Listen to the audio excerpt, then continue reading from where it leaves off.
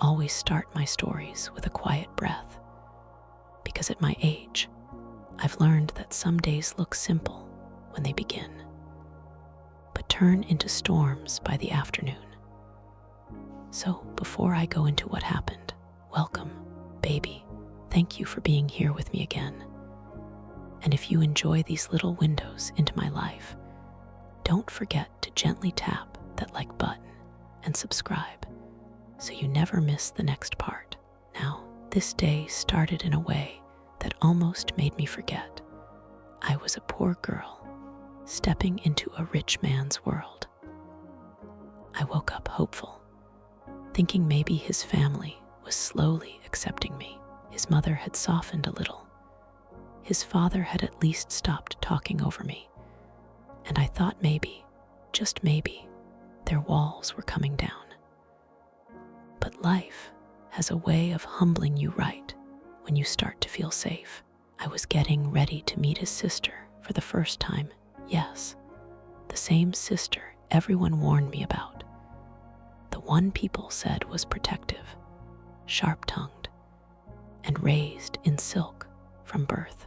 I stood in front of the small mirror in my room, brushing my hair, trying to make it look good even though the brush was missing half its teeth. My dress was simple, secondhand, but clean. I told myself, Janet, just be polite, be calm, and don't let anyone push you into a corner today. I rehearsed a smile because I knew rich women could sense fear the way dogs sense storms. He came to pick me up in that shiny car of his, and he smiled at me in a way that told me he still saw me, not my clothes, not my background, just me. The whole ride, my stomach twisted, wondering what his sister would think. When we arrived at their mansion, I held my breath a little. That house always made me feel smaller, like every brick was built from money I had never touched. He squeezed my hand and whispered, "She'll like you, I promise." But promises don't always hold up against pride and class. Because the moment his sister turned around and saw me standing there, there was something cold in her eyes, something sharp, like I had walked in carrying dirt on my shoes. And right then, I knew this day wouldn't be easy, no matter how much I tried to smile through it. Yet, even in that moment, he reached for my hand, steady and warm, as if he knew I was about to face something I wasn't ready for. And somehow that touch told me the storm was just beginning. The moment his sister's eyes locked on me, I felt the air shift around us, like someone had opened a door and let a cold wind sweep through the room. She didn't smile, didn't even try to hide her reaction. Her gaze traveled from my hair to my shoes, slow and sharp, the way rich people sometimes inspect things they don't plan to buy. I tried to breathe normally, but my chest tightened in that old familiar way, the one I carried from childhood whenever someone reminded me of what I didn't have. She stepped closer, her heels tapping softly on the marble floor, and said his name in a sweet voice. But when her eyes slid back to me, the sweetness vanished like it had never existed. "This is her," she said, not even bothering to direct the question at me. Like I wasn't standing there fully alive, fully human. I kept my hands together so she wouldn't see them tremble. I wanted to greet her with warmth, but something in her expression made the words get stuck in my throat. He shifted beside me, tightening his hold on my hand, and said, "Yes, this is Janet." His voice was firm, almost protective, but she ignored it and looked at me the way some girls used to look at me back in school when I wore the same shoes 3 years in a row. She gave me this quick, tight little smile, the kind that says, "I'm pretending for him, not for you." Then she stepped back and crossed her arms like she was trying to figure out what category to place me in: charity case, temporary fling, someone beneath her brother's world. I could feel the weight of the room pressing down on me. All their expensive paintings, their tall ceilings, their polished floors, all reminding me I had stepped into a space where I wasn't meant to belong. I swallowed hard, forced out a polite, "Nice to meet you." And for a second, she just stared, like she was deciding whether to let the moment pass or to strike. Finally, she said, "We'll see." That's all, two little words that held more insult than a full sentence, but instead of letting me crumble, he squeezed my hand again, like he could feel the storm rising inside me. And in that small gesture, I felt a strange mix of fear and courage twist together in my chest, because something told me his sister wasn't done with me yet. I kept telling myself to breathe, but standing there in front of her felt like standing on a thin bridge with cold water rushing under my feet. She didn't say much after that sharp little "we'll see," but sometimes silence cuts deeper than loud words. She turned around and started walking toward the sitting room, expecting us to follow her. And every step she took echoed like she wanted me to hear just how expensive her shoes were compared to mine. I looked down at my own feet and swallowed the embarrassment rising up in my throat, reminding myself that I had walked miles in those shoes, real miles, not the soft, carpeted steps she was raised on. When we followed her into that big sitting room, everything inside it looked too clean, too perfect, like it had never seen a poor person before. The couches were white, the kind that make you afraid to sit down. The shelves were filled with glass things that looked easy to break, and I remember thinking, "Lord, please don't let me knock over anything." She sat down gracefully, crossing her legs like she owned the whole world, and then she gave me that look again, the one where she didn't blink, didn't smile, didn't soften, just stared. It felt like she wanted me to explain myself, like she was waiting for me to say why a girl like me was holding her brother's hand. Before I could even try to speak, she tilted her head and said, "So, Janet, what do you do?" But it wasn't a real question.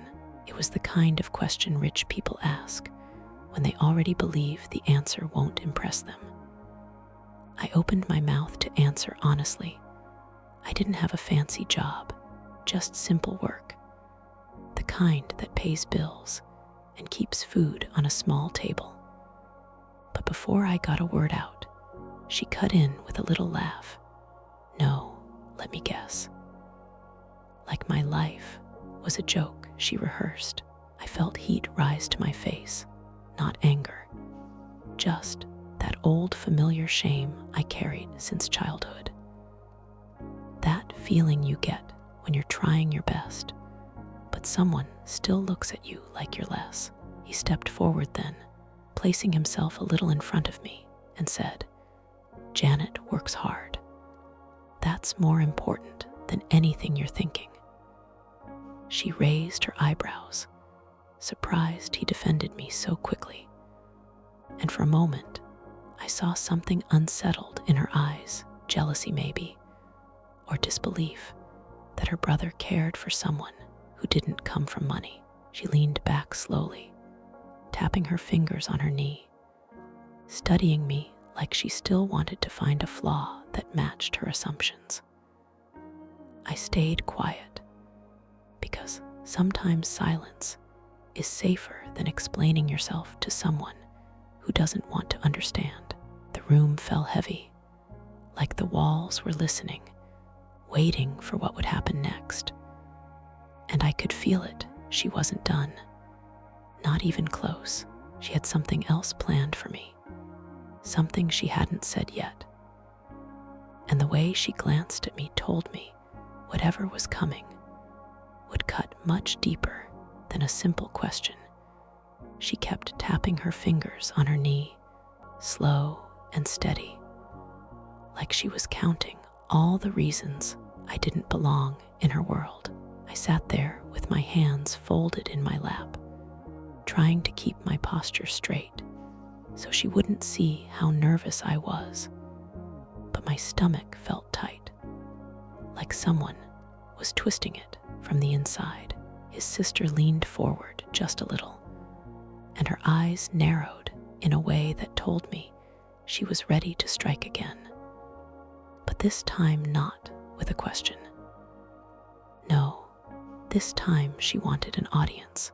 She turned her head toward him first, her voice sugar-sweet, the kind of sweetness that feels fake the moment it touches the air. "You know," she said, "I just never imagined you'd bring home someone so different." That word, different, hung in the room like smoke. It wasn't the kind of different that means unique or special.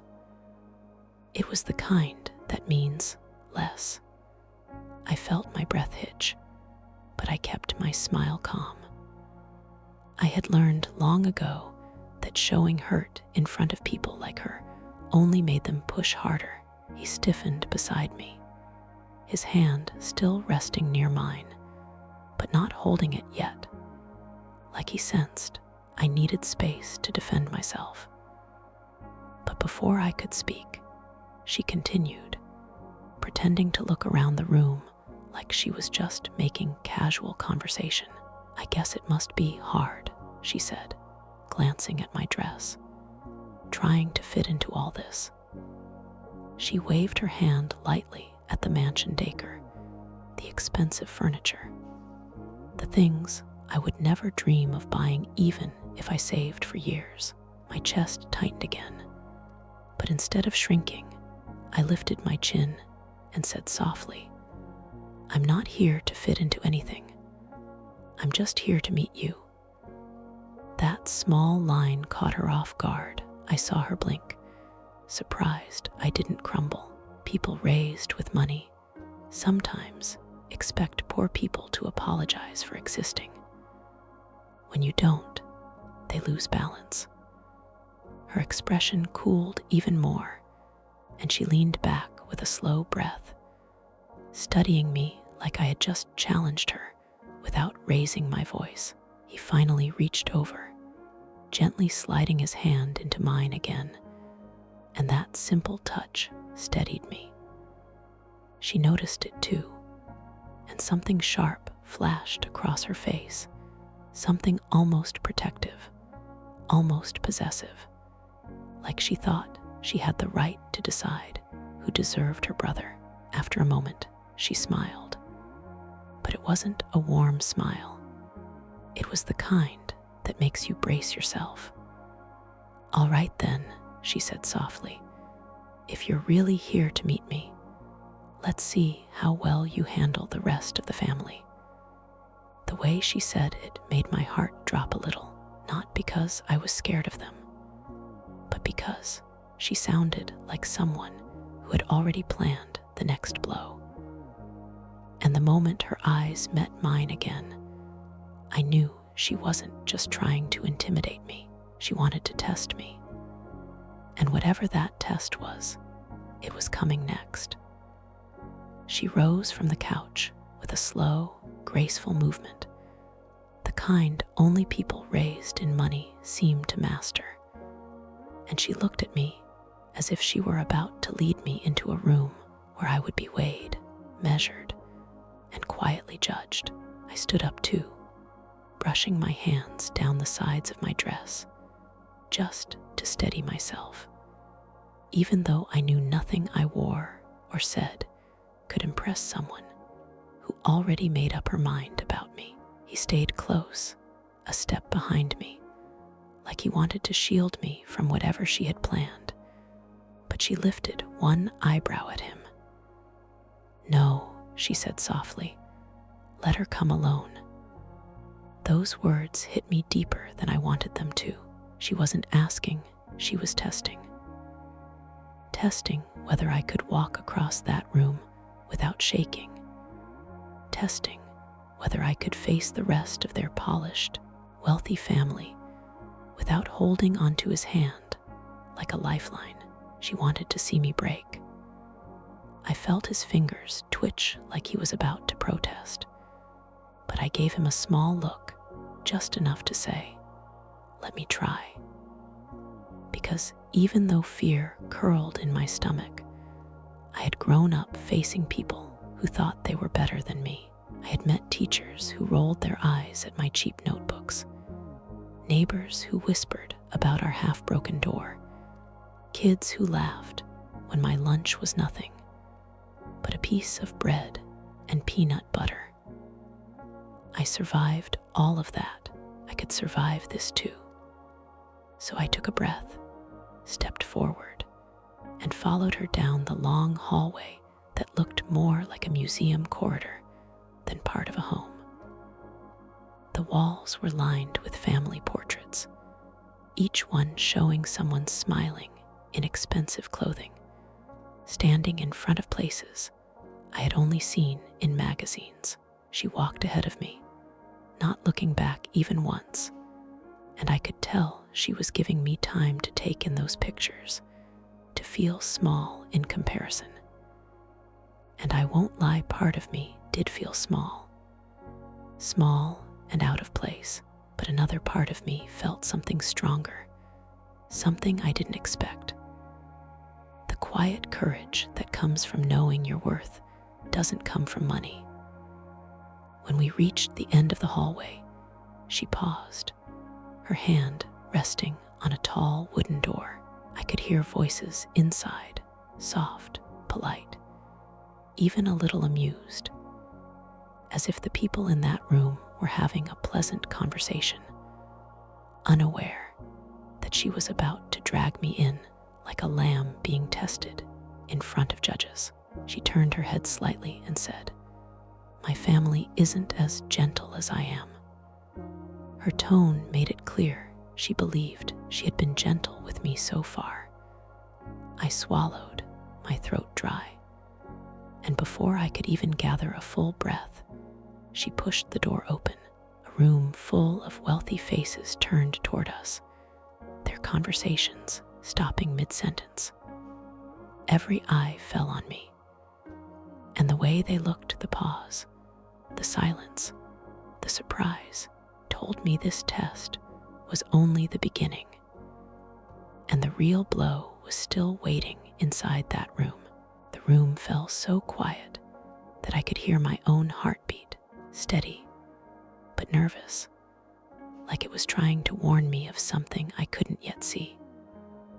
A long, glossy dining table stretched across the room, set with plates that looked more expensive than anything I owned, and around it sat people who all shared the same polished look, perfect posture, perfect clothes, perfect confidence.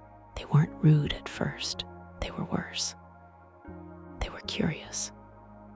The kind of curiosity that isn't warm or welcoming, but the type you feel when someone is examining a stranger who walked into the wrong place. His sister stepped aside just enough to reveal me fully, and I could almost feel her smirking inside, like this moment was exactly what she wanted. A woman I assumed was an aunt narrowed her eyes slightly, not in anger, but in confusion, as if trying to understand why someone like me was standing at the doorway of their perfect world.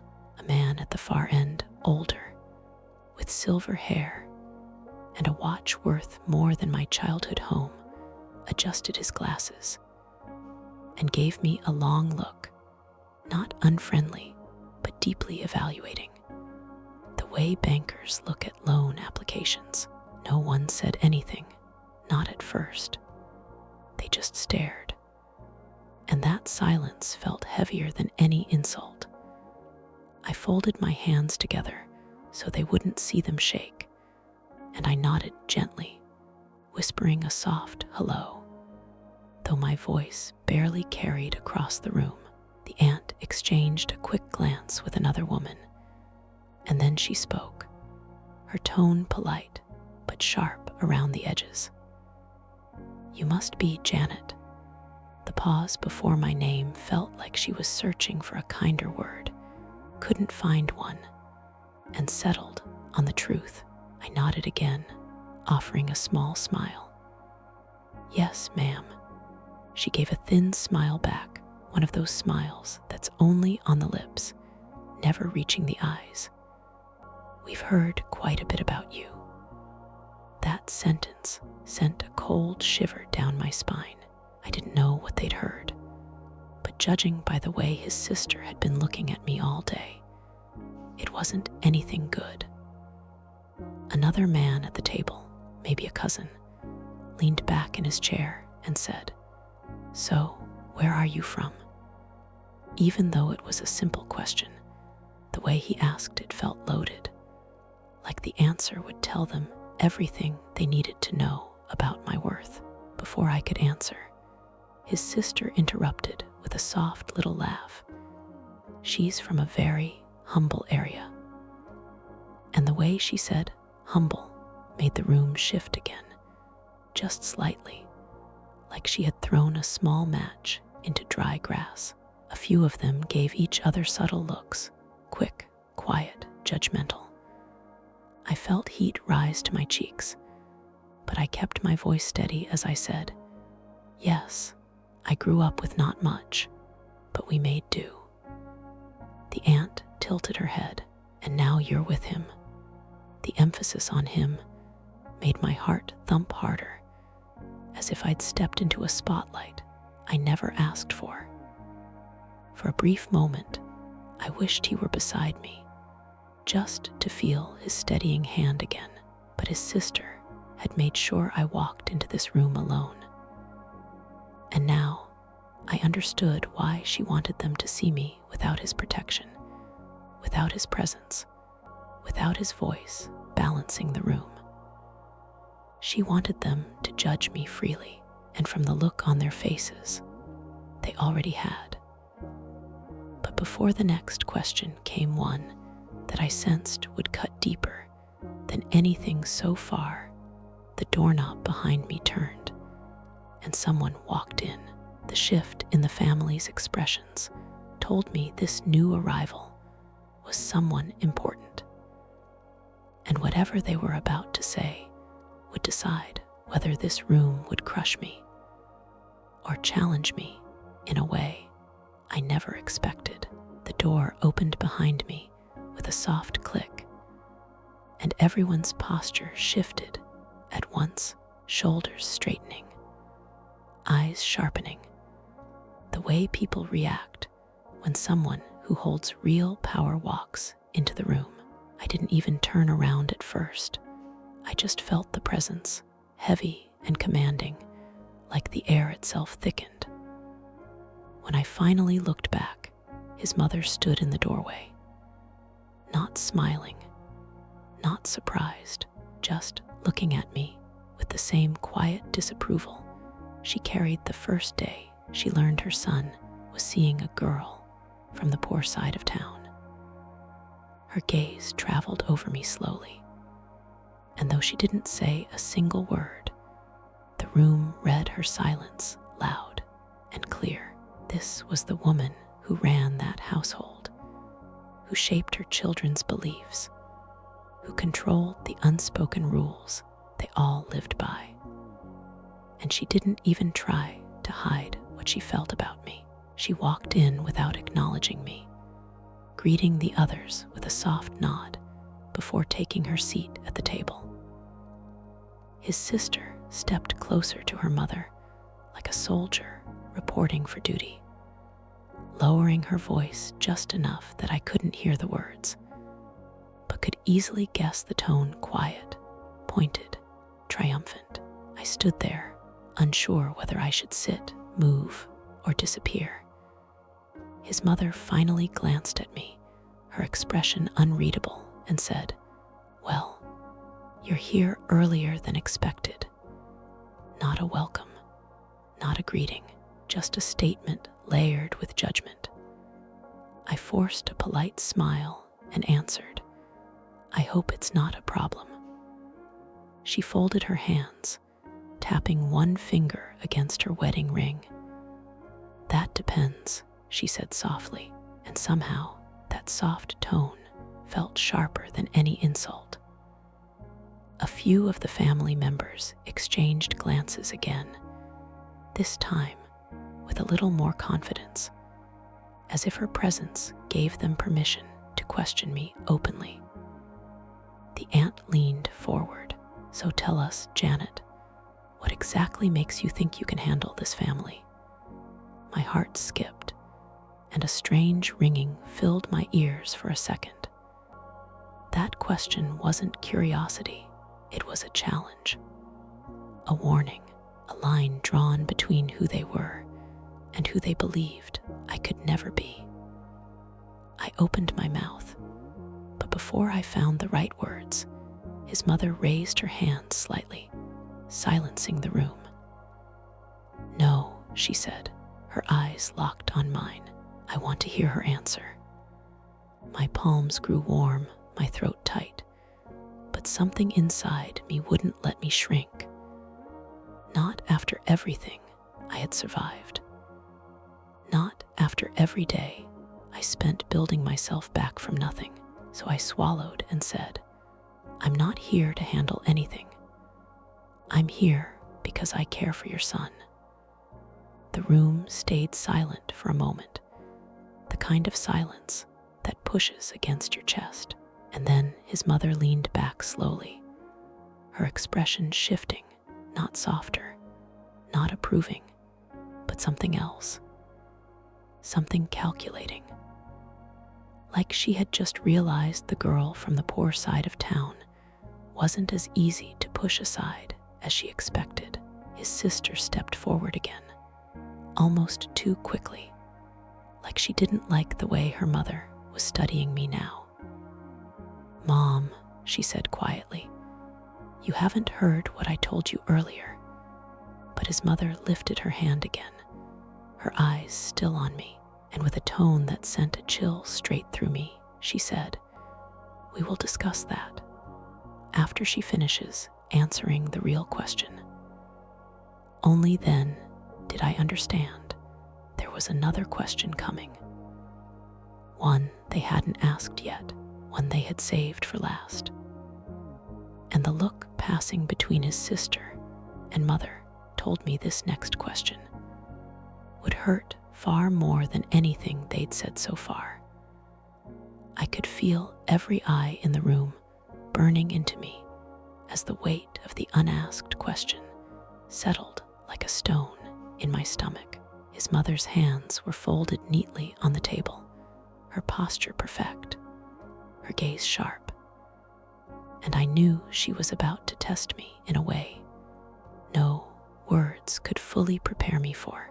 The aunt leaned forward again, her expression a mixture of curiosity and quiet judgment, and even the cousins around the table shifted, exchanging small glances, waiting for me to speak first. I had grown used to judgment, yes, but this was different. This wasn't strangers at the grocery store or kids in school. This was his family, the people who shaped his life, his world, the ones who had money, influence, and expectations that seemed impossible for someone like me to meet. I tried to steady my voice as I said softly, "I'm not here to impress anyone. I'm here because I love him." The words felt small in that huge, polished room, but they were true. His sister's lips pressed into a tight line, as if she could feel the strength behind my words, but still refused to accept them.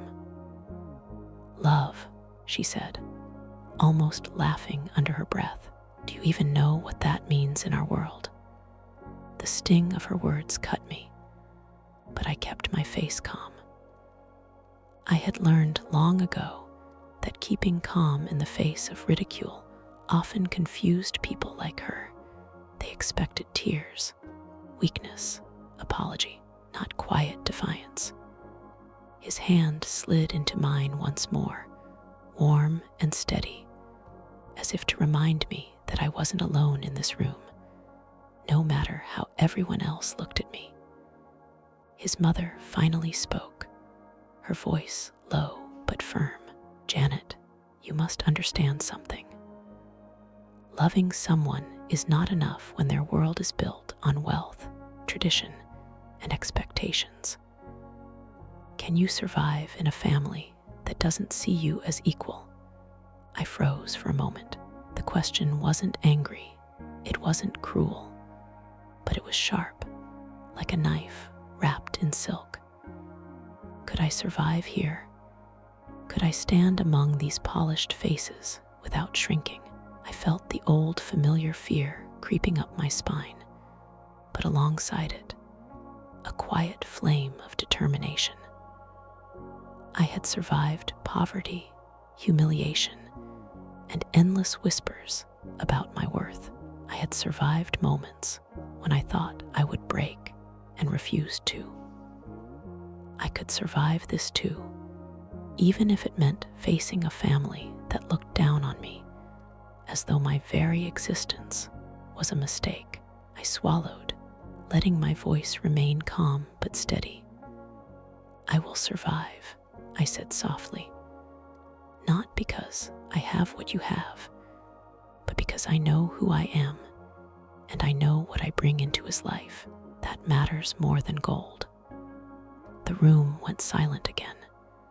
His sister's eyes narrowed slightly, clearly upset that I dared to speak so openly. His mother leaned back, steepling her fingers, as if weighing me carefully, measuring me against some invisible scale. For a moment, I thought they might speak again. But then a small smile tugged at the corner of his mother's lips, not warm, not approving, but intrigued. His sister, however, stepped closer, her tone icy. We'll see if your words hold up, Janet. This family doesn't forgive easily. That line, quiet but loaded with warning, sank into me like a stone. I nodded silently, clutching his hand tightly, and felt that familiar mix of fear and determination twist in my chest. Whatever test they were planning, I was ready. Or at least I had to be, because I couldn't let him see me falter now. And deep down, I knew the real challenge of this day, the one that would change everything between us, was still waiting. The tension in the room was thick, almost tangible, like I could reach out and touch it. Every single person was watching me, waiting for the smallest slip, the tiniest sign of weakness. His sister sat forward again, resting her elbows lightly on the table, and gave me that cold, calculating look that made me remember all the times I had been reminded I was less than. But I refused to shrink. I had learned long ago that shrinking only made people push harder. He stayed close, his hand brushing mine under the table, a silent reassurance that I wasn't facing this alone. The aunt cleared her throat, finally breaking the silence. Janet, tell us about your family. Where do you come from? She didn't just want to know. I could feel it. She wanted to see if my roots would embarrass me, if the life I came from would make me stumble in front of them. I took a breath and spoke slowly, carefully, because words mattered more than ever in this room. I come from a place where people work hard for everything they have. We don't have wealth, but we have love. We have respect. and we support each other through every struggle. I could see a few of them exchange glances, as if they weren't used to hearing honesty spoken so plainly. The words didn't impress them, but they didn't dismiss me either. Still, his sister's eyes never left mine. "Love and respect are fine," she said, her tone deceptively soft. "But life here is different. Money, status, connections, they matter. Can you truly belong in that world?" Her question wasn't just about money. It was about proving my worth, my ability to survive among them. I felt a flicker of fear, but I pushed it down, letting my voice stay calm. I may not have grown up with money, but I have grown up with courage. I've faced people who underestimated me, laughed at me, ignored me, and here I am. I can belong anywhere I choose because I know my worth and what I bring into the lives of those I love. A few of them shifted in their seats, surprised at my confidence, but his sister, she leaned back, her arms crossed, clearly displeased that I hadn't faltered.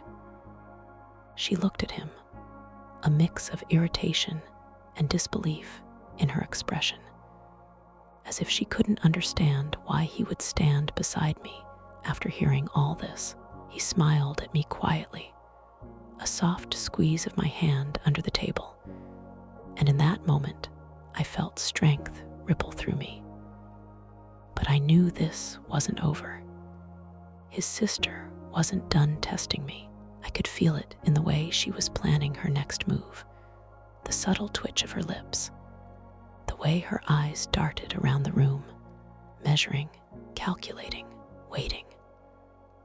And deep down, I knew whatever came next would either break me or prove to everyone here, including myself, that a girl from the poor side of town could stand tall in a room built for the rich. The room felt heavier now, like the walls themselves were pressing in, reminding me of every time I had been reminded of my place in the world. His sister's eyes never left me, sharp and calculating, and I could feel her silently cataloging everything about me, my dress, my posture, the way I held my hands, even the expression on my face. I had survived judgment before, yes, but this was different. This wasn't a stranger or a passing glance at a bus stop.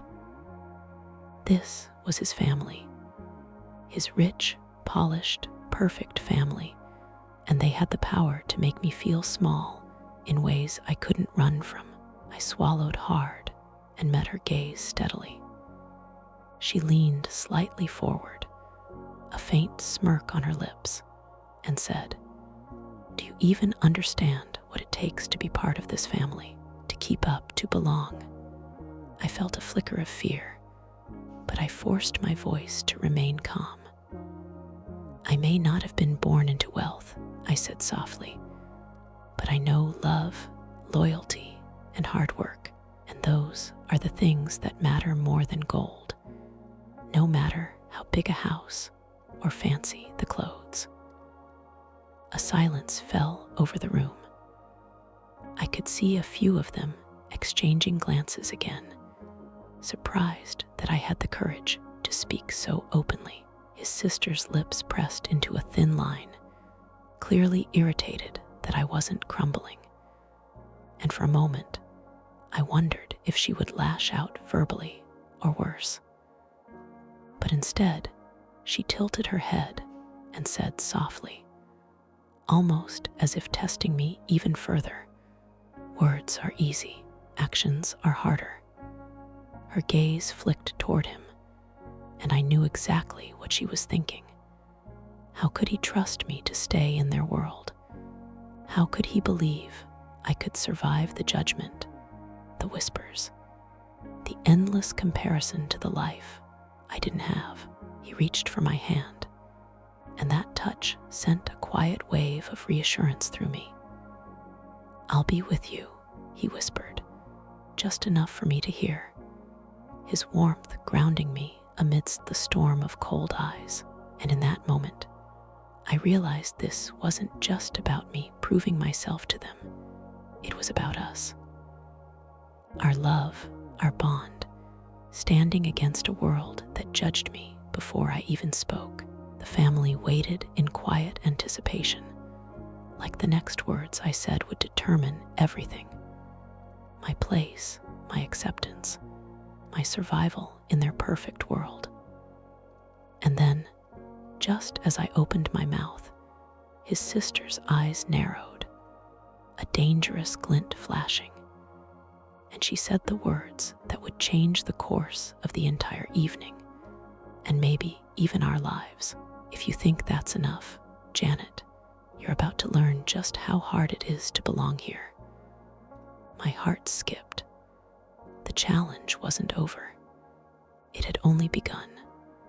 Her words hung in the air like a warning bell, heavy and sharp, and I felt a small tremor run through me, even though I tried to hide it. "To belong here," she said again, slowly, deliberately. "You need more than words, Janet. You need to prove that you can handle everything this family expects, from their looks, their opinions, to their standards." My palms were warm under the table, clutching his hand tightly, trying to draw courage from him. He squeezed back, silent support, and that quiet strength made me feel a little taller, a little braver. But the room was a battlefield. Every polished face, every expensive dress, every subtle glance felt like a judge waiting for me to stumble.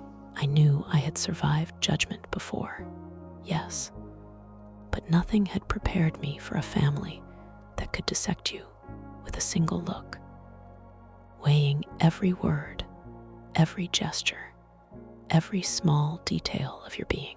His sister leaned back slowly, almost as if she were letting me breathe before she struck again. "Let's start," she said smoothly. "Tell me, Janet, how do you handle criticism?" Her words were simple, but I felt the weight behind them. Criticism in this family wasn't gentle. It was cutting, pointed, designed to make a person question their very existence. I swallowed, keeping my voice calm. "I listen, I learn, and I try to do better," I said softly. It was true. That's how I survived all the years I spent poor, small, unnoticed, and underestimated. But the way she looked at me now told me it wasn't enough. Nothing I said or did could simply be accepted. They wanted me tested, broken, and reshaped in their image. I felt the quiet pressure in the room rise as her eyes flicked to the aunt, the older cousins, and finally back to me, sharp and calculating. She leaned forward, her elbows resting lightly on the table, eyes locked on mine. "Criticism is easy to survive when it's honest," she said. "But here, criticism comes with expectations, social codes, and consequences you may never have faced. Can you survive when everyone is watching, judging, and waiting for you to fail?" I felt a flutter of fear, but it was quickly replaced with a stubborn, quiet determination. I could survive this. I had to survive this. Not just for me, but for him, for the life we could try to build together despite their walls, their money, their judgment. I took a deep breath and held his hand a little tighter, letting him know silently that I wasn't backing down. His sister studied me for a long moment, and I could feel her plotting her next move. And then, with a soft but deliberate voice, she said something that made my heart sink in a way I hadn't expected. "Tomorrow, we'll see just how much you truly belong, Janet. and whether your courage is enough to keep up with us. My stomach twisted. I realized then that this wasn't just a single test, a single moment. They were planning to stretch this, to push me to my limits. And as I looked at him, his calm gaze reassuring me, I knew the real struggle had only just begun. And I would have to be stronger than I had ever been before. The weight of his sister's words stayed with me long after that dinner ended. As we walked out of the mansion, the crisp evening air did little to ease the tension still coiling in my chest. I kept my hand in his, letting the warmth remind me that I wasn't facing this alone. But I couldn't shake the image of those polished faces staring at me, silently weighing every move I made. He glanced at me, his eyes soft, full of reassurance. "You did fine," he whispered. I wanted to believe him, but I also knew the truth. They hadn't accepted me, not really. This was just the beginning of their test, and I had a long road ahead.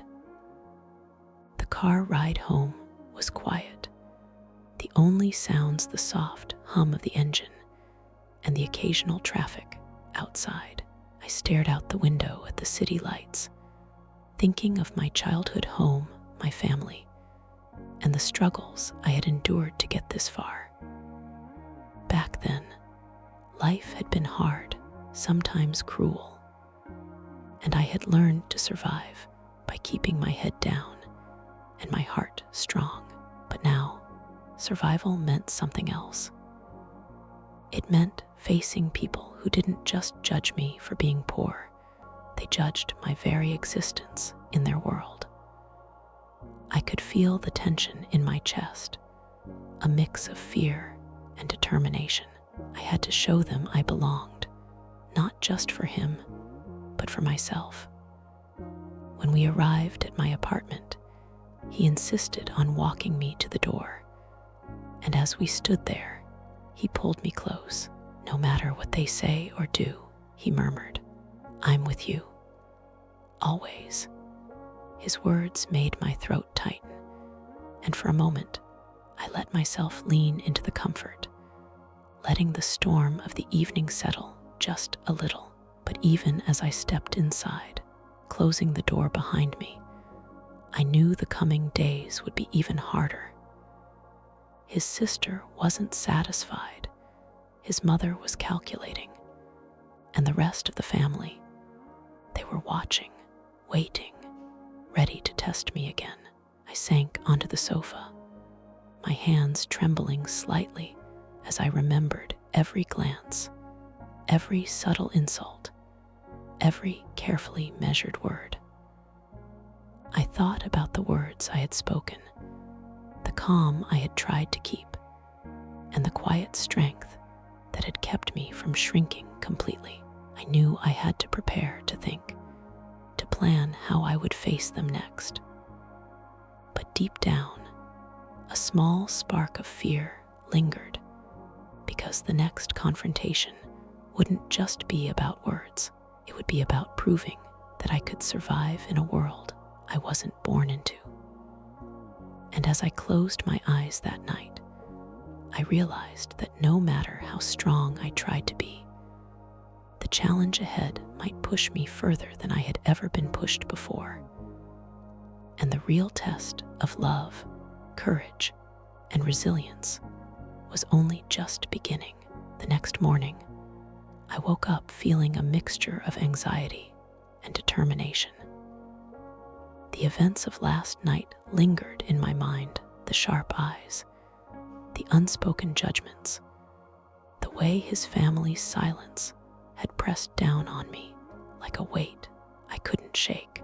I got ready slowly, choosing a simple dress that was neat but not flashy, knowing that anything too extravagant would look desperate in their eyes, and anything too plain would make me look inferior.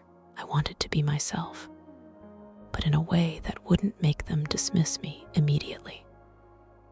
The small mirror in my apartment reflected a girl who had fought through poverty, rejection, and humiliation. And I hoped that strength would shine through today. When he arrived, he smiled at me as always, his hand warm in mine, grounding me. "Ready?" he asked gently. I nodded, though inside my stomach twisted. Today, we were going back to his family's home. I knew his sister was waiting, likely with another plan to test me, to push me to the edge of my patience and courage. The drive was quiet at first, the city streets passing by in a blur, but my mind was anything but quiet.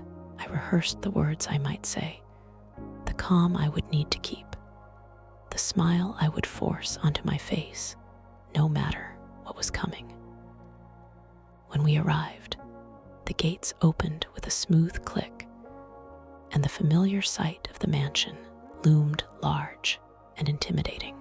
I felt a small pang in my chest, the same one I felt the first day I walked in, but this time it was mixed with resolve.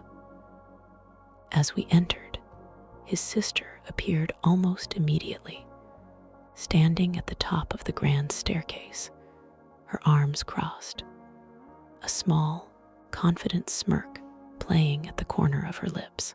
"You're early," she said, her tone deceptively casual. I kept my composure, nodding politely. She took a slow step down, her heels clicking against the marble, and I realized she had made a spectacle of me again, wanting me to walk into her carefully prepared stage. Fully aware of the audience she had gathered below, I swallowed, clutching his hand lightly, and he whispered, "Just be yourself. They'll see who you are soon enough."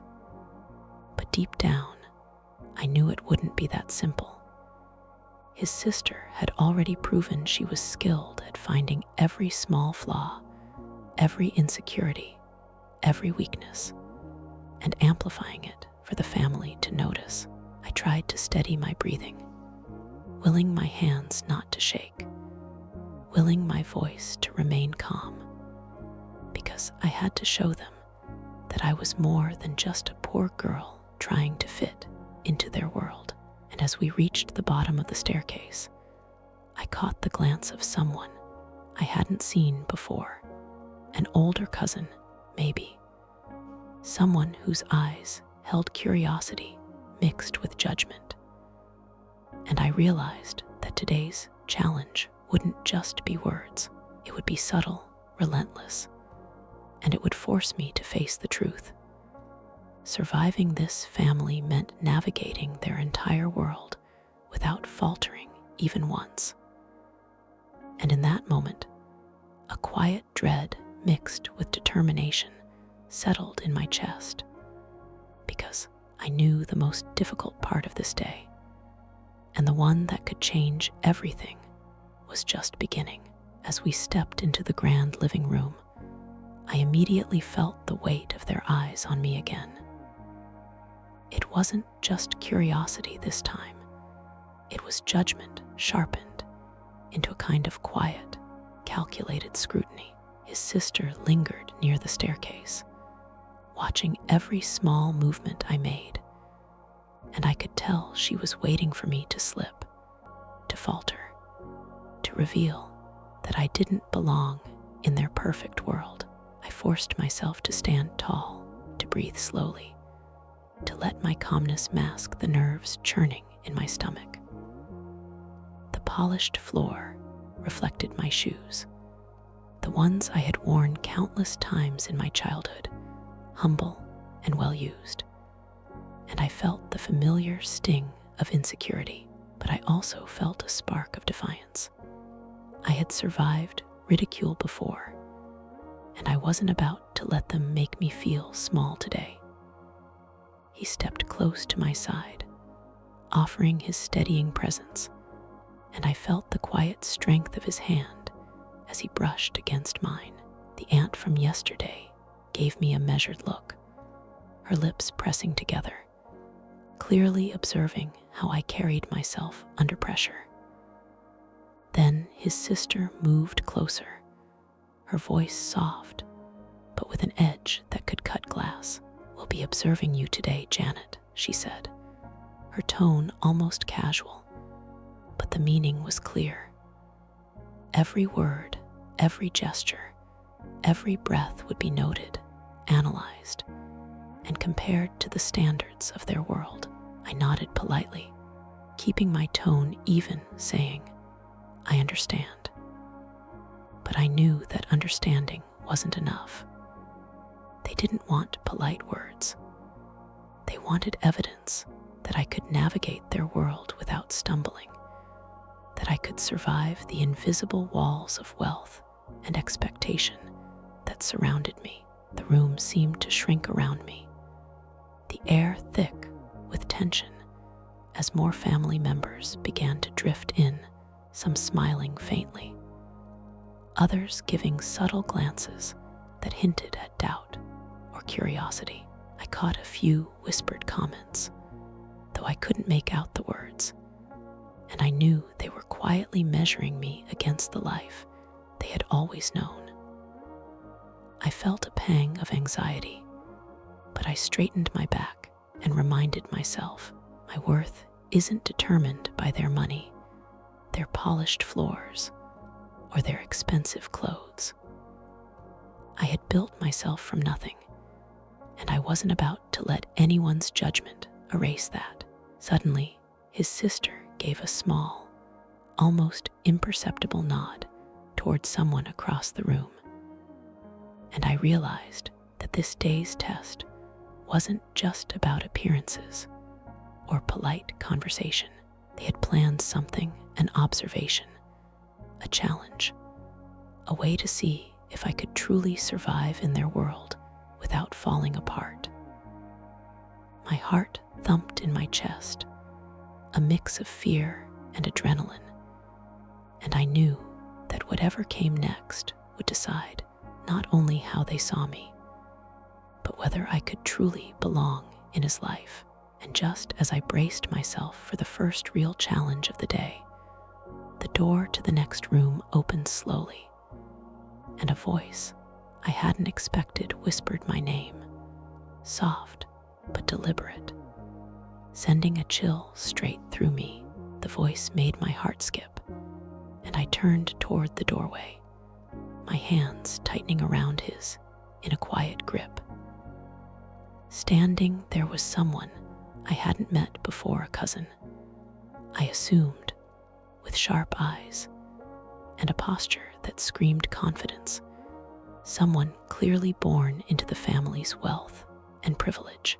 He looked at me, studied me as if trying to determine whether I truly belonged here, and I felt the familiar knot of anxiety twist in my stomach. I straightened, trying to show calm and poise, but I could feel every imperfection, every trace of my humble beginnings, standing out like a neon sign in the polished room. His sister gave a subtle, satisfied smile, as if she had planned this encounter to see how I would handle unexpected scrutiny. I forced a polite nod and said softly, "Hello, I'm Janet." The cousin's eyes lingered on me a moment longer before he gave a curt nod and returned his attention to the room, as if to signal silently that my presence was tolerated, but nothing more. I exhaled slowly, trying to steady my heartbeat, but I knew this was only the beginning. His sister stepped closer, her voice low and careful. "They'll be testing you all day, Janet. Every word, every smile, every movement. Are you ready for that?" I swallowed hard, forcing my voice to remain calm. I'll do my best." That small statement seemed to amuse her, though she hid it well. "Your best will have to be more than enough," she said softly, almost like a warning. I could feel the heat in my cheeks, the familiar mix of fear and determination twisting together in my chest. He gave my hand a reassuring squeeze under the table, whispering, "I'm with you. Don't let them intimidate you." That quiet support gave me courage, but the room still pressed on me from every angle, every glance from a cousin, every tilt of a head from an aunt reminded me that this family wasn't just polite. They were evaluating me, comparing me silently to the life I hadn't had, the wealth I didn't bring, and even though I tried to maintain my composure, I felt that invisible measuring stick against me. I realized that surviving this family meant more than just keeping calm or speaking politely. It meant showing strength in every tiny gesture, proving I wasn't just a poor girl trying to fit into their world, but someone who could stand beside him without shrinking. His sister leaned back, her smirk barely visible, clearly satisfied that I understood the weight of the day ahead. And as the cousin finally turned his attention back toward me, speaking softly but with unmistakable challenge in his tone, I realized that today's tests weren't just about words.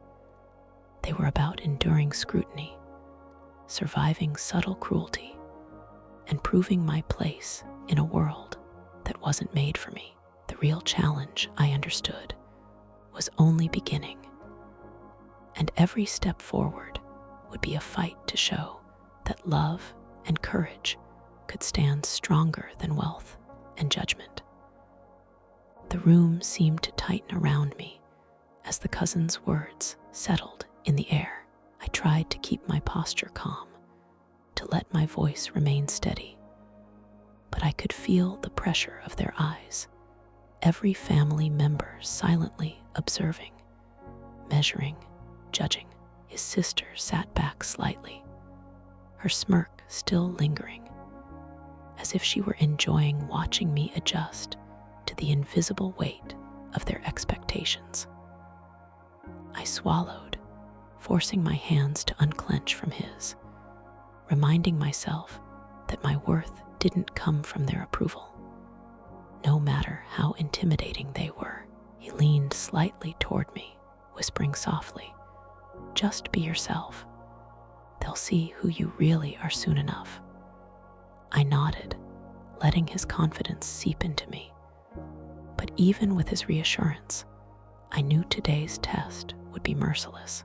The aunt leaned forward, her gaze fixed on me, and asked, "Janet, how do you handle situations when people look down on you, or when you feel out of place?" It wasn't a simple question. It was a challenge, carefully designed to uncover every insecurity I might have tried to hide. I took a slow breath, letting my past experiences guide my answer. "I face it," I said softly, my voice calm but steady. "I've learned that my value isn't determined by what others think or by the circumstances I was born into. I've survived hardships, ridicule, and judgment before, and I know I can survive this too."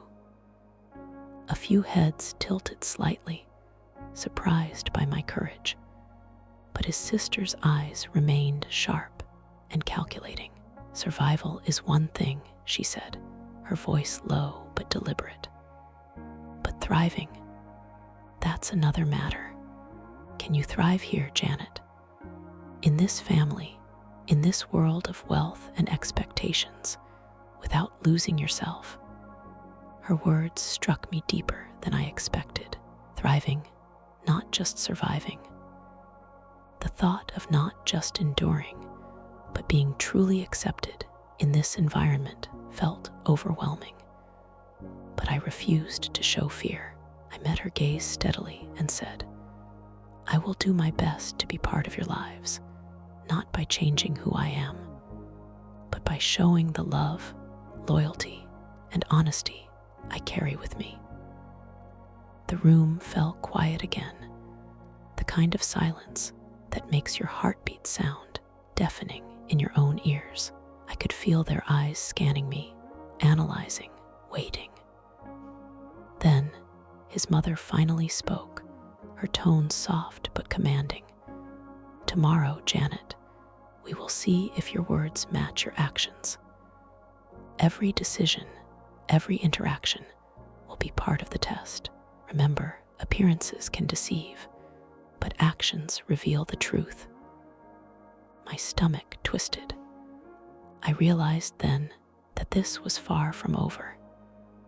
Their scrutiny wasn't a one-time event. It was ongoing, relentless, designed to challenge me at every turn. I glanced at him, feeling his quiet support, and knew that whatever awaited me tomorrow, I had to face it with courage. The night was far from over, and the challenges of his family were only beginning. And deep inside, a quiet, determined fire sparked in my chest, because I knew that love alone might not be enough, but strength, courage, and resilience could just see me through. That night, I couldn't sleep. Every time I closed my eyes, I saw their faces, the polished expressions, the judgment in their eyes, the quiet whispers exchanged across the table. His sister's smirk haunted me, her words about tests and survival echoing in my mind. I kept turning over everything I had said, every gesture I had made, wondering if I had faltered, if I had given them even the tiniest reason to think I didn't belong. I sat up on my bed, staring at the small apartment ceiling, trying to remind myself of who I was, the girl who had grown up with nothing, who had fought every day to prove her worth, even when the world had tried to tell her she was less. I had survived hunger, ridicule, and the feeling of being invisible. But this was different. This was a family that had the power to crush me socially, emotionally, and perhaps even to challenge the love I shared with him. I thought about his hand, the quiet strength in his touch, the reassurance in his eyes, and I realized I couldn't face them with fear. I had to be strong, not just for myself, but for us. Tomorrow wasn't just another visit. It was a continuation of a battle I hadn't chosen, but couldn't avoid. I pictured the living room again, the polished floors, the expensive furniture, the carefully measured expressions, and I felt that familiar pang of being an outsider. But beneath the anxiety, a quiet determination took root. I would not shrink. I would not let them see weakness, not entirely. I would show them that courage, loyalty, and love could stand taller than wealth and polished appearances. I thought about all the girls they might have expected him to bring into their world, well-dressed, wealthy, flawless, and how easily they could dismiss someone like me. And yet, here I was, ready to face them again, ready to prove that I could exist in their world without losing myself. As the hours passed, I lay awake, planning silently how I would respond to every question, every glance, every subtle jab. I knew the challenge would be relentless, testing my patience, my composure, and my courage, but I also knew that surviving wasn't enough. I had to show them that my love and strength could hold up against their expectations, that I was not just a girl from the poor side of town, but someone capable of standing in this world on her own terms. And as I finally drifted into a restless sleep, I dreamed of the next day, the inevitable confrontation, the unspoken judgments, and the real test that awaited me. I knew it would push me further than I had ever been pushed before, but deep inside, a small fire of determination burned brighter than my fear. I had to face it, and somehow I knew I was ready. Morning came quietly, the sun spilling soft light across my apartment, but it did little to ease the tight knot in my chest. I dressed carefully, choosing a simple blouse and skirt, something modest but neat, wanting to appear confident without drawing unnecessary attention. Every small decision felt monumental, every choice a test I hadn't asked for but couldn't avoid. When he arrived, his smile was calm, reassuring, but I could see he sensed my tension. "Ready for today?" he asked softly, and I nodded, trying to mirror his calm even though my stomach churned. The drive to the mansion was filled with quiet thoughts, each street and passing car reminding me of the world I had left behind, and the one I was stepping into again, a world built on wealth, expectations, and invisible rules I had yet to fully learn. When we arrived, the gates opened with a quiet click, and I felt the familiar weight of anticipation pressing down on me. His sister appeared almost immediately, standing at the top of the staircase with that same confident smirk, arms crossed, ready to measure every step I took. She didn't greet me. She simply watched, and I knew in that instant that every movement, every glance, every word would be scrutinized. We entered the grand living room, and I felt the invisible walls closing in the polished floors, the expensive furniture, the family's eyes measuring my every gesture. I kept my posture straight, my hands folded lightly in front of me, but my heart raced, each beat echoing in my ears. The aunt from yesterday leaned forward slightly, her gaze sharp and calculating, and asked in that polite but cutting tone, "Janet, are you prepared to demonstrate that you can navigate our world without faltering?" The words weren't just a question, they were a challenge, carefully designed to see if I could survive subtle cruelty, judgment, and expectation. I took a deep breath, meeting her gaze steadily.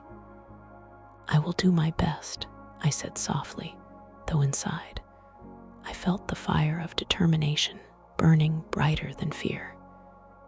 His sister stepped closer, whispering almost inaudibly, "They'll be watching every step, every smile, every word, every gesture. Make sure it counts." I nodded, feeling the pressure, but also feeling a strange strength rising within me. He squeezed my hand gently under the table, a silent promise that I wasn't alone, and I drew courage from him just as I began to take my first careful steps into the center of their attention. The door to the adjoining room opened, and another family member entered, a figure I hadn't anticipated, pausing in the doorway, their eyes locking on me with quiet, piercing scrutiny. The room fell even quieter than before, and I realized that the real challenge of today, the one that could determine whether I survived or thrived, was only beginning.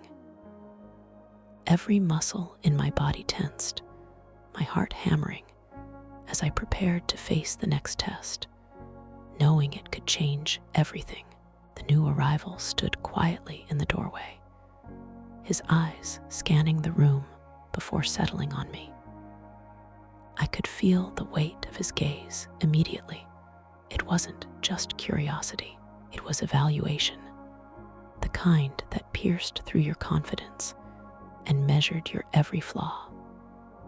His sister's smirk widened slightly, a subtle signal that this was yet another challenge I wasn't prepared for. I straightened instinctively, trying to project calm, though my stomach churned with anxiety. Every polished feature, every expensive accessory in that room screamed at me that I didn't belong. And yet, here I was, forced to prove otherwise. He leaned in, whispering reassurance. "You've got this. Just stay calm." I nodded, squeezing his hand back, letting the quiet warmth steady me. The cousin, the new arrival, finally spoke, his tone soft, but with a quiet edge that made me tense. "So, you're the girl he's chosen," he said, a statement wrapped in judgment. I held my voice steady, answering, "Yes, I am." The room fell silent again, as if my words alone carried weight far beyond their sound. A few family members exchanged subtle glances, a mixture of surprise, amusement, and judgment passing between them. His sister stepped forward slightly, her voice low but pointed. "Today, we'll see if you can withstand more than just polite conversation, Janet. Our family's world isn't forgiving to outsiders." I nodded, swallowing the lump in my throat. I had faced judgment before, but this was different. Every word, every movement, every reaction would be measured, dissected, and compared to the life I hadn't had. His mother observed quietly from her seat, her steepled fingers and calm demeanor giving nothing away. Yet the sharp edge in her eyes told me she was planning her own test. I realized then that this wasn't about words. This was about proving I could survive subtle cruelty, enduring scrutiny at every turn without showing weakness. I took a slow, steadying breath, letting the memories of my childhood, of scarcity, struggle, and quiet resilience fill me with courage. I had learned that strength wasn't always loud or visible. Sometimes it was quiet, persistent, unyielding. I could draw on that now. He squeezed my hand again, and I felt the steady pulse of support, reminding me that I wasn't facing this alone. The cousin's eyes narrowed, clearly evaluating my reaction, and his sister gave a subtle, satisfied nod. I knew the first real test was about to begin, the one designed to push me to the edge, to see if a girl from a humble background could stand in this family's world without breaking. And as I braced myself, every muscle tense, I realized that today wasn't just a day of trials. It was a day that could define whether I truly belonged by his side. Whatever came next, I had to prove that love, courage, and quiet strength could survive in a world built for the rich. The air in the room seemed to thicken as the cousin finally stepped fully inside, closing the doorway behind him with a quiet click that felt louder than anything else.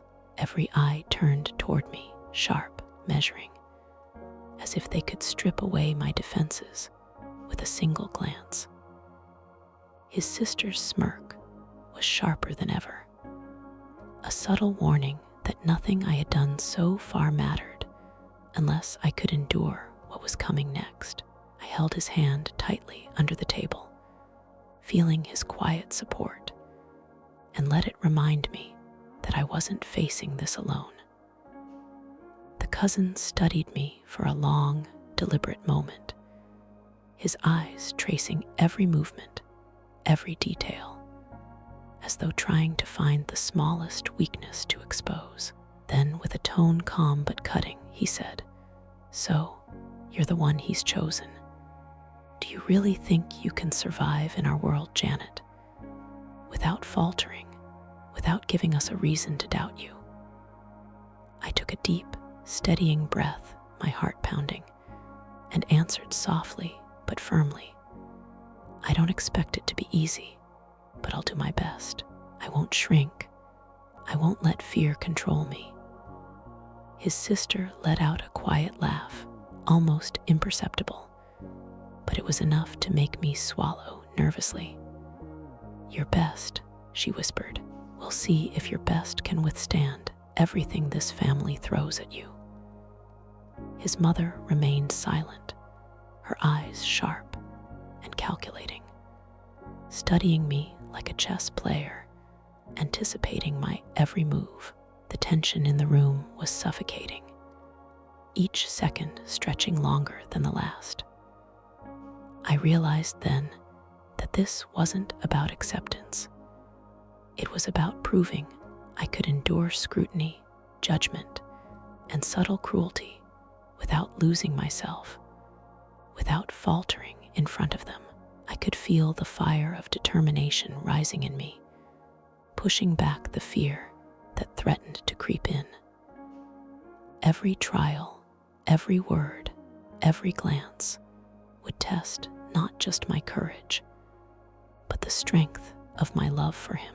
And I knew that if I faltered, even slightly, it could unravel everything we had, everything we were trying to build together. I took another breath, letting it steady me, letting it remind me of all I had survived: poverty, rejection, whispers of inadequacy, moments when the world tried to tell me I wasn't enough. I could survive this. I had to. And just as I braced myself for the first direct challenge from his cousin, the cousin's eyes softened just slightly, but the warning in his tone returned instantly. Tomorrow, he said quietly, but every word hit me like a drumbeat. We will see if your courage is real, or if it will crumble when the real tests begin. My stomach twisted, but I didn't flinch. I squeezed his hand back, whispering silently that I was ready. Deep down, I knew that this family wasn't going to make it easy, that their world wasn't built for someone like me. But I also knew something more. They could test me, judge me, even try to break me. But no one could take away the love I carried for him, or the strength that had carried me through a lifetime of struggle. And as the room fell into tense silence once more, I realized something terrifying yet empowering.